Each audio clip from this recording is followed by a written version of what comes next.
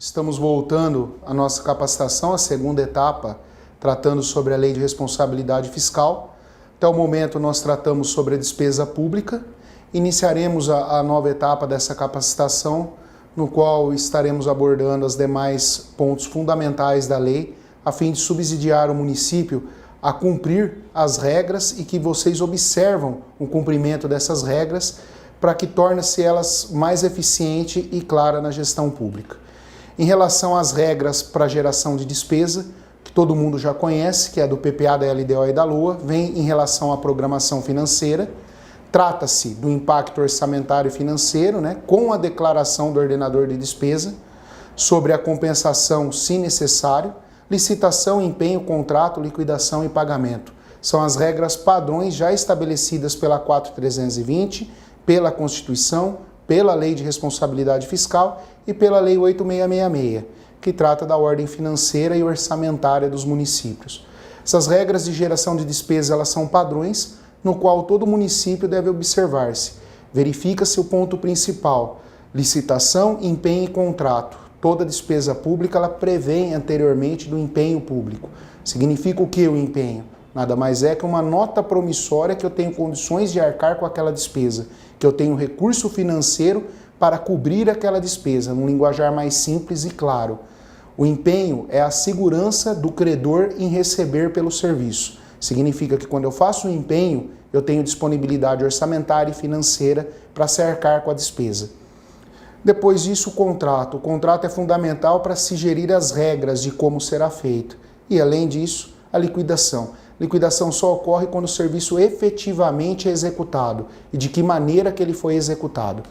Também da despesa, próprio artigo 15, trata-se que são consideradas não autorizadas, irregulares e lesivas a geração de despesa ou assunção de obrigação que não atendem os dispostos do artigo 16 e 17. 16, que fala da criação, expansão e aperfeiçoamento da ação governamental. Foi aquilo que eu disse para vocês no início da nossa capacitação.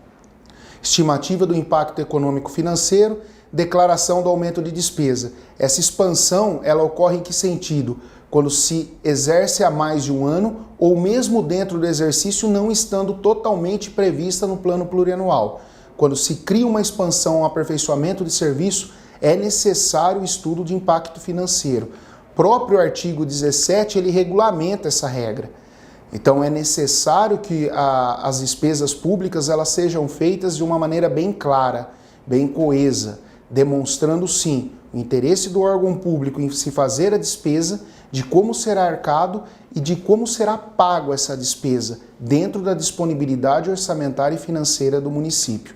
Por regra, a criação, expansão e aperfeiçoamento ela vem de uma ação governamental que gera-se uma despesa nova, que consequentemente se gera-se um impacto financeiro e orçamentário e a declaração do ordenador da despesa, que nada mais fala sobre o que? A adequação à LOA e a compatibilidade no PPA e na Lei de Diretrizes Orçamentárias. Esse organograma ele é muito simples, para que vocês entendam o regramento da despesa pública e de que maneira ela tem que ser feita dentro da estruturação pública e da gestão governamental. Destaca-se ainda a declaração do ordenador de despesa. A delegação, ela é delegado pelo chefe do poder ou do órgão. Não havendo delegação, o ordenador será o próprio chefe do poder ou do órgão. A declaração do ordenador ela tem que ser feita de uma forma formal. A própria lei traz o regramento de como tem que ser feita essa declaração. O ato da declaração gera o que? A responsabilização, que pode se gerar crime fiscal. Então, quando você declara que tem capacidade para gerar aquela despesa, capacidade para se aumentar aquela despesa ou capacidade para se criar uma nova despesa numa nova ação governamental, é fundamental que você declare de maneira clara, já que o próprio declarador responde pela responsabilização do ato. Isso quer dizer o quê? Quando você assume a responsabilidade de gerar essa despesa dentro do município.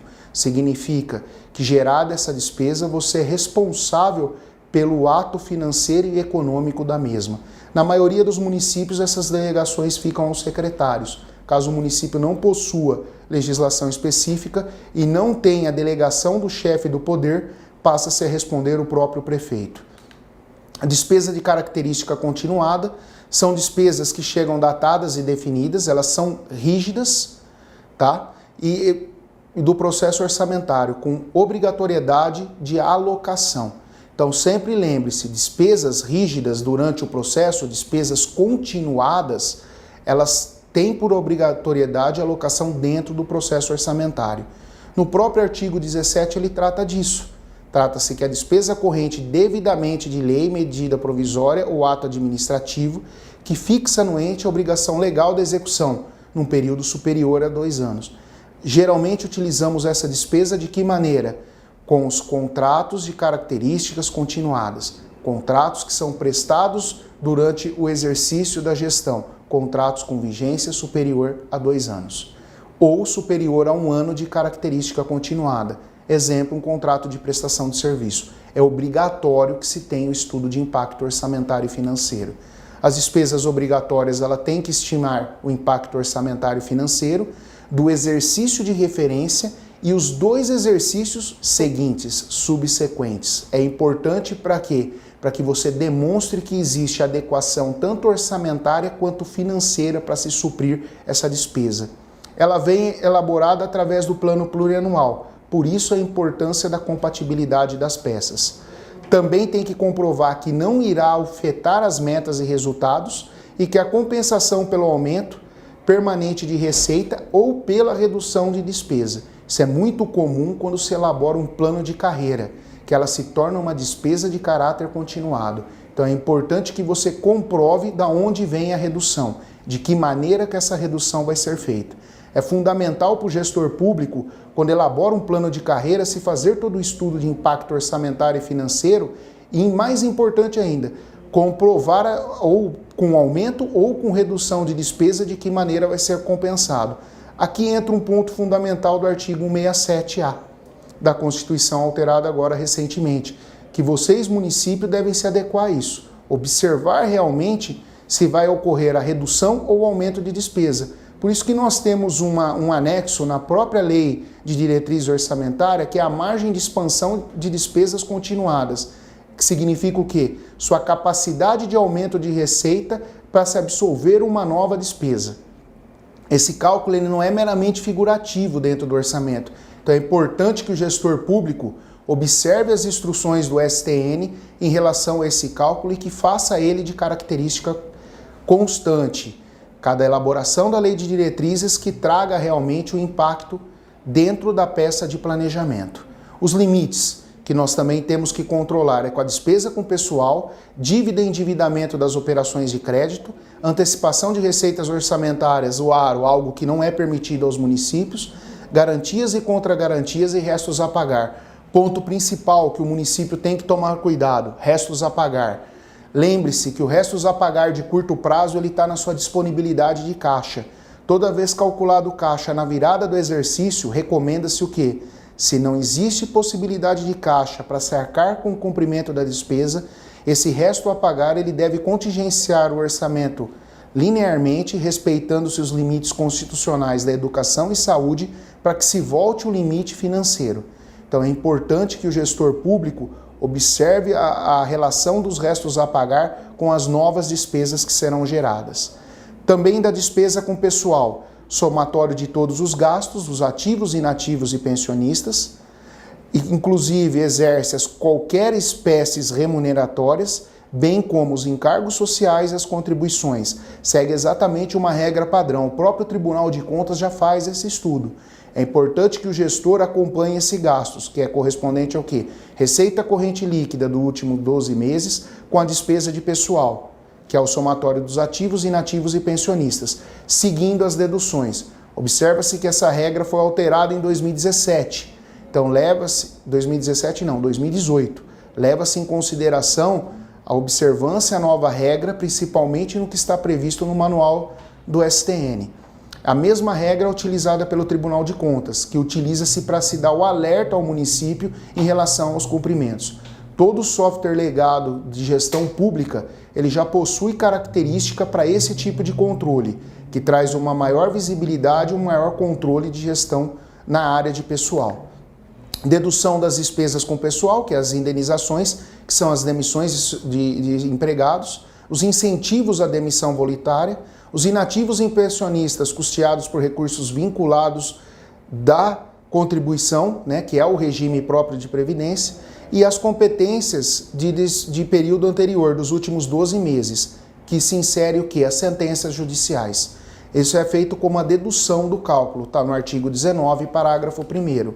As despesas com pessoal, que é fundamental nos estados, são 60%, o executivo 49%, legislativo mais Tribunal de Contas 3%, judiciário 6%, Ministério Público 2%. Dos municípios 60%, executivo 54%, legislativo 6%. Observa-se quem tem autarquia e demais órgãos, na consolidação do orçamento ele entra na peça executiva. Então é importante que vocês também façam o acompanhamento das autarquias, fundações e demais órgãos da administração direta e indireta na consolidação do orçamento geral. E que esse acompanhamento seja praticamente constante nas autarquias e nas administrações indiretas. A da dívida e do endividamento. No artigo 29, trata-se das definições básicas sobre o endividamento, dos limites da dívida pública. No artigo 31, da recondução da dívida aos limites, das operações de crédito, das vedações, dos aros, novamente volto a citar que é vedado aos entes públicos, municipais, das operações ao Banco Central, da garantia e contra-garantia e dos restos a pagar. Da dívida do endividamento, estados e municípios, né, o artigo 40, do Senado Federal, né, número 40 de 2021, a resolução, dívida consolidada mobiliária, né, os limites estabelecidos dos estados 200%, dos municípios 120%. Da União, o Senado não se pronunciou, e a recondução da dívida consolidada, artigo 31, em até 3 quadrimestres subsequentes ao primeiro quadrimestre, 25%. Esse endividamento, o próprio Tribunal de Contas, na análise de contas, ele vem destacando a sua capacidade de endividamento, o seu aumento de endividamento. É importante que o controle interno faça-se essa análise da dívida e do endividamento. Então é importante que vocês verifiquem que o controle interno do seu município vem se fazendo essa análise. Controle interno não é somente para analisar gastos constitucionais e despesas correntes do município. Em si, todas as despesas. Ele faz uma pré-auditoria que é realizada pelo Tribunal de Contas. Então é importante que se analise esses dados, se analise os balanços quadrimestrais para que se tenha um maior controle. Em relação ao conceito da operação de crédito, é mútuo, abertura de crédito, arrendamento mercantil, emissão de aceite de título, a divisão financeira de bens, recebimento de antecipação de valores de vendas e operações assemelhadas. Qual o maior que o município utiliza? Aquisição financiada de bens, que a gente sabe que hoje é o maior tipo de venda bancária, e operações equiparadas, que é assunção, reconhecimento e confissão de dívidas. Confissão de dívidas são operações equiparadas no caso dos grandes credores, que é importante, caso o município tenha grandes credores, surge-se aí sim a lei de incentivo, para que se busque essa arrecadação perdida. Também em relação, que são vedadas, né, no artigo 37, a captação de recurso de título por antecipação de receita, algo que era comum, foi vetado até em 2015, a presidente na época, que era a Dilma, ela vetou isso para estados e municípios. Recebimento antecipado de valores de empresas que o poder público detenha, né, com direito a salvo de votos, salvo lucros e dividendos. Assunção direta de compromisso e confissão de dívida de operação assemelhada com fornecedores de bens, e assunção e obrigação sem autorização orçamentária com fornecedores para pagamentos posteriores de bens e serviços. Quando eu tenho dívida com credores, ela se transforma em longo prazo, é necessário lei autorizadora. Independente se eu faço uma confissão de dívida com a Sabesp, uma confissão de dívida com a companhia elétrica, ela tem que estar aprovada por lei específica. Cada contrato de confissão de dívida tem que possuir uma lei específica. Os limites de operação de crédito, 16% da receita corrente líquida, do serviço da dívida, 11,5% da receita corrente líquida, das antecipações de receita, 7%, que é vedado aos municípios, e das garantias, 22% da receita corrente líquida. Restos a pagar, a regra do fim de mandato, que é o mais importante. É vedado, né, no artigo 42, o titular do poder ou órgão nos últimos 2 quadrimestres, que são 180 dias, contrair obrigação de despesa que não possam ser cumpridos integralmente. Significa que elas têm que ser pagas dentro dele. Ou, se passem restos a pagar, tem que se possuir recursos suficientes para se custear a despesa.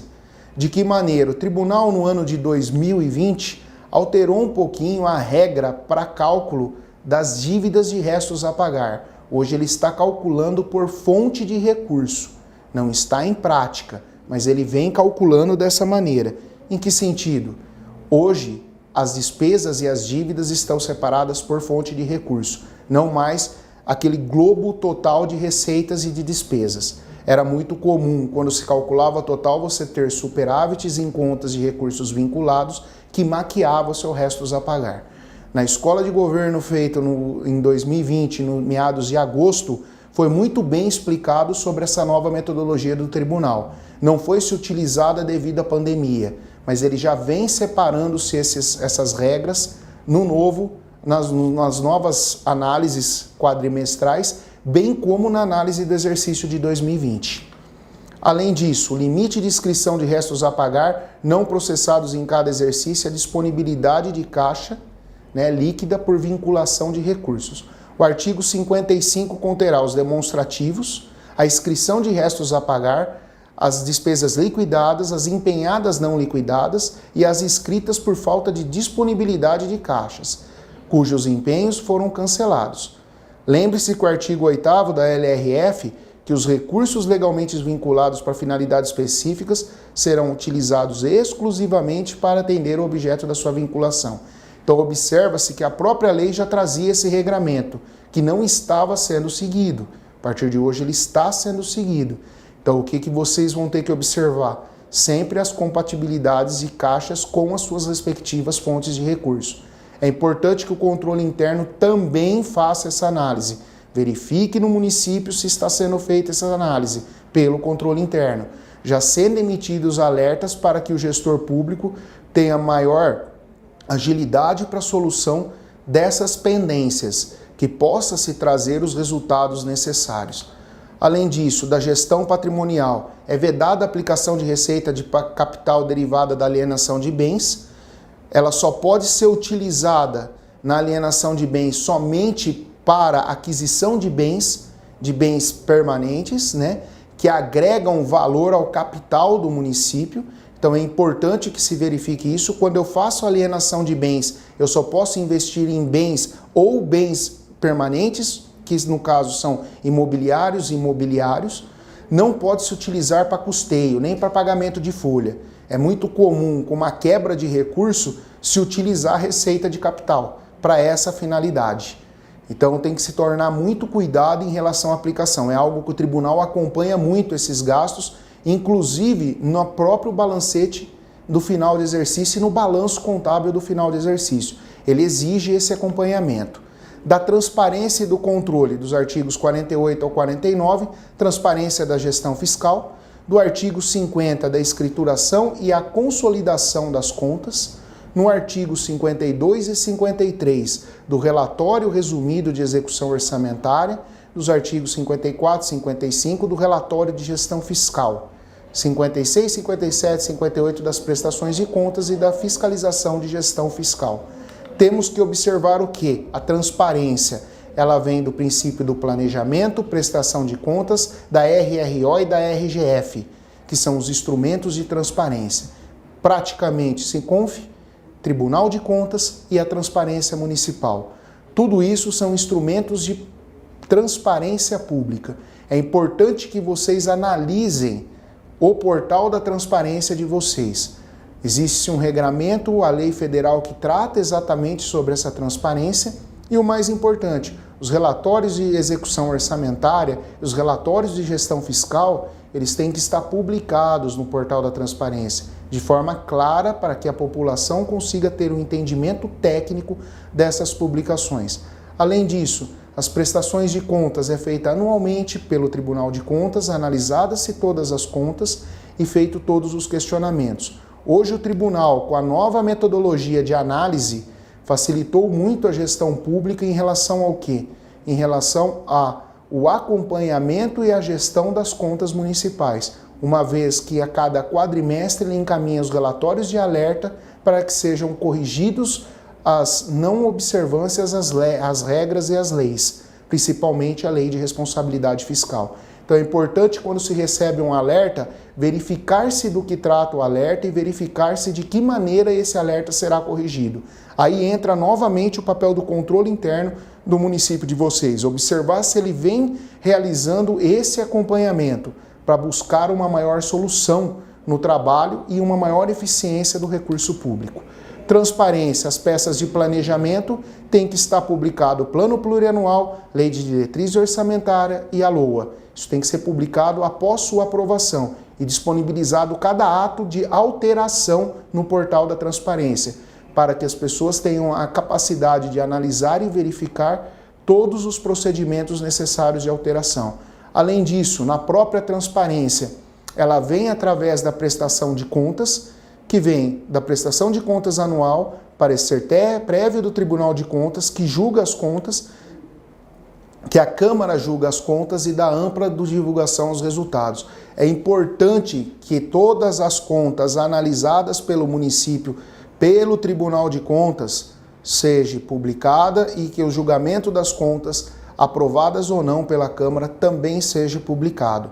No caso de contas rejeitadas, interfere diretamente ao mandato do prefeito, que o mesmo torna-se inelegível após julgamento das contas pela Câmara Municipal. Então é importante que se verifique esses procedimentos. Temos algumas alterações, com a nova legislação em relação aos crimes de responsabilidade fiscal, que aprovado teremos algumas mudanças relacionadas aos crimes fiscais, na qual inclusive secretários e demais servidores que fazem parte do processo poderão sim responder civil e criminalmente, não só o prefeito. Também o relatório de execução orçamentária, ele tem que ser composto pelo balanço orçamentário e pela execução de despesas, tem que ser publicado até 30 dias após o encerramento de cada bimestre e é obrigatório o Poder Executivo, abrangente todos os órgãos da gestão pública. Então tem que ser consolidado com todas as informações do Executivo, Legislativo e autarquias e fundações municipais, da administração direta e indireta. Volto a citar que é importante para que vocês acompanhem. Em que sentido? Acompanhem se as autarquias também fazem a publicação do relatório resumido de execução orçamentária. É importante que esse parâmetro, esse documento esteja disponível no portal da transparência dos órgãos. Além disso, o relatório de execução orçamentária ele é composto pelo MDF, que é o Manual de Demonstrativos Fiscais, que ele traz toda a regra de aplicação e todas as regras de cálculo necessário. Esse manual é atualizado todo ano pelo Ministério da Fazenda. Antigamente o Ministério encaminhava aos municípios. Hoje ele fica disponível no portal do Ministério da Fazenda. Então é muito mais fácil, o que hoje é Ministério da Economia, é muito mais fácil para o gestor público sempre manter-se atualizado. O manual de 2022 já está disponível.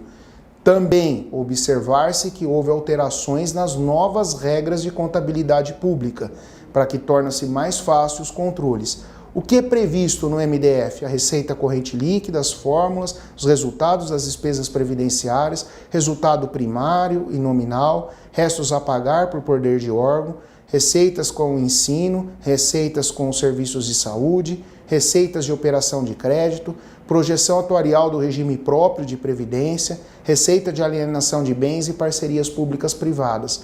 É importante que, caso o município tenha, ele tem que publicar com periodicidade os relatórios das parcerias públicas privadas. Além disso, ele traz as despesas com pessoal, a dívida pública consolidada, as garantias e contragarantias, operações de crédito e disponibilidade de restos a pagar. Maioria das vezes, esse manual, todo o relatório dele já é gerado por sistema legado, na qual, feita a consolidação das informações, deve ser automaticamente enviado ao portal de transparência do município.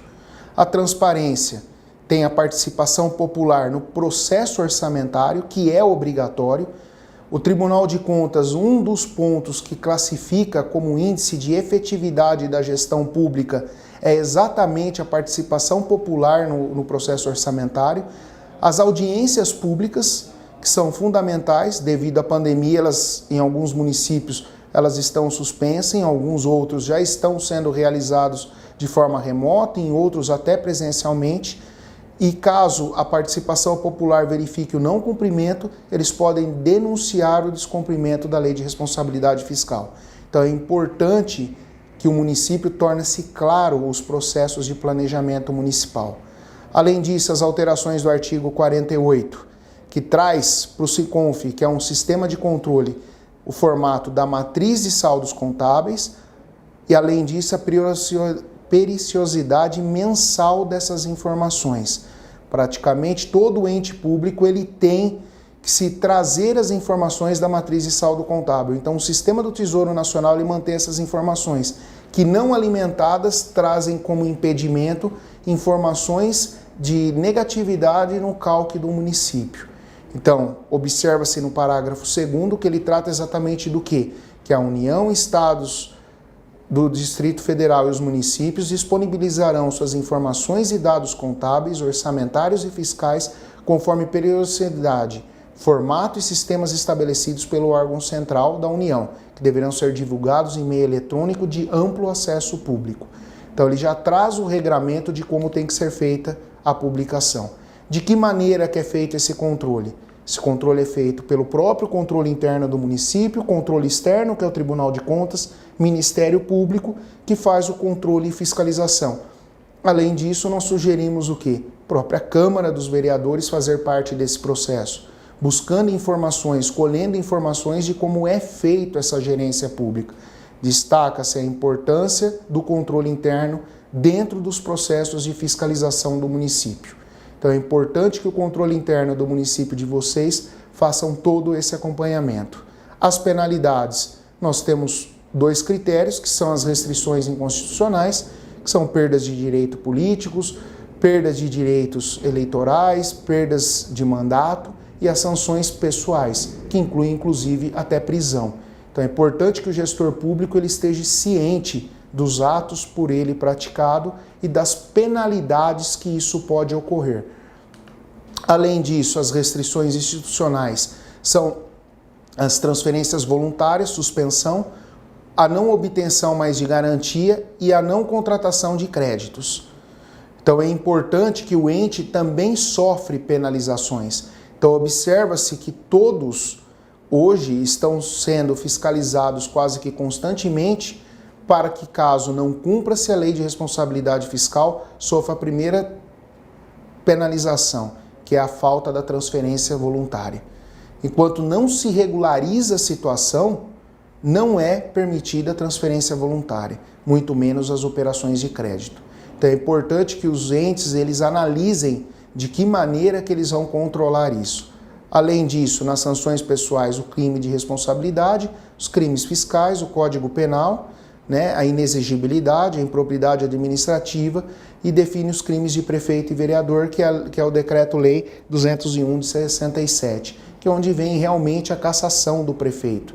Os crimes de responsabilidades também são previstos, os crimes fiscais também estão na 10.028 e o mais importante, a improbidade administrativa, que é um ponto hoje que se pesa muito dentro da gestão. As sanções pessoais, o Código Penal, que são os crimes contra as finanças públicas, privativa de liberdade e detenção de 3 meses a 2 anos e reclusão de 1 a 4 anos. Independe do nível hierárquico. Condenado pode ser desde prefeito até um funcionário público. Então é importante que se analise os gastos, que se observem esses gastos, que se verifique esse regramento para que se tenha um maior controle, uma maior efetividade da gestão e das finanças públicas. É importante que vocês, como gestores, como servidores do povo, que é o funcionário público, avaliem esses gastos, sempre com o apoio dos níveis de fiscalização. As sanções pessoais, o crime de responsabilidade, em relação dos crimes contra a lei orçamentária, perda do cargo, inabilitação de até 5 anos para o exercício de qualquer função pública. E você perde seus direitos públicos, perde inclusive o direito de voto. Sanções pessoais, que é a Lei 10.028, deixa de divulgar o relatório de Gestão Fiscal, propor LDO sem metas fiscais, artigo 9º da LRF não fazer o contingenciamento, artigo 23 da LRF deixar de reduzir despesa com pessoal. Observa-se que vocês, municípios, sempre recebem esse apontamento, artigo 9º da LRF. Então o tribunal já te alerta para que vocês não cometam crimes fiscais. Então é necessário que se tenha frustração de receita, se monte o cronograma de contingenciamento. Esse regramento tem que estar previsto na lei de diretriz orçamentária de vocês. São infrações administrativas aplicadas pelo Tribunal de Contas, que é o quê? A punição hoje são as multas. Então é importante, quando não se cumpra o artigo 9º, que pelo menos se monte um cronograma de contingenciamento. É importante que quando haja frustração de receita, caso o município não tenha um decreto de contingenciamento, que elabore, entrelaçado ao que determina sua lei orçamentária anual e também a sua lei de diretrizes orçamentárias. A improbidade administrativa, né, que é o ressarcimento dos bens ilicitamente acrescidos ao patrimônio, suspensão dos direitos políticos, perda de função pública, pagamento de multa. Tá? Os atos de improbidade, né, conforme a própria Constituição, empoderão de suspensão de direitos políticos e perdas de função pública e indisponibilidade de bens e ressarcimento ao erário. Pode-se verificar que a própria Constituição já dita as regras de penalização no caso de improbidade administrativa. Então é importante que se faça esse acompanhamento. Gostaria demais de agradecer a atenção de vocês. Meu muito obrigado. Está aqui meu nome, estamos à disposição para que seja sanado qualquer dúvida e qualquer questionamento. Meu muito obrigado.